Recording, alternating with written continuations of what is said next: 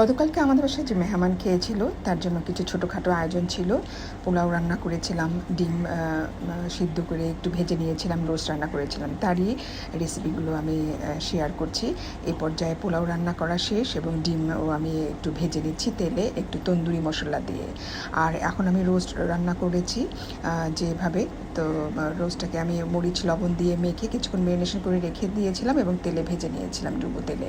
এই পর্যায়ে প্যানটা রেডি করব, প্যানে তেল দিয়ে দিয়েছি এবং এলাচ, দারচিনি, তেজপাতা, লং এগুলো দিয়ে দেবো, পেঁয়াজ বাটা, একটু পেঁয়াজ, আস্ত কুচি পেঁয়াজ এগুলো দিয়ে মশলাটা ভালো করে কষিয়ে নেব। দিয়ে দিচ্ছি আদা, রসুন, বাদাম বাটা, পোস্ত বাটা, সব কিছু যা কিছু আসলে রোস্টের মশলা সেগুলোই আমি ইউজ করছি। এই পর্যায়ে দিচ্ছি স্টার অনিস, আস্ত বড় কালো এলাচি, আর ধনিয়া জিরার গুঁড়া তো আছেই, টক দই দিয়ে দিয়েছি।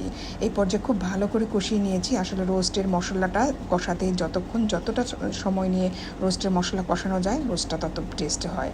আমি রোস্টে আলু ইউজ করেছি, আমার ছেলে খুব পছন্দ করে, এই জন্য আমি আলুটা সবসময় দেওয়ার চেষ্টা করি রোস্টে।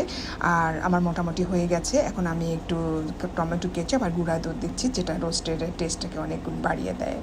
তো এভাবেই আমি আসলে খুব অল্প আয়োজনের মধ্যে কালকে আমার মেহমানদারি করেছি এবং খুব ছোটোখাটো মিনিমাম সিম্পল আয়োজন ছিল।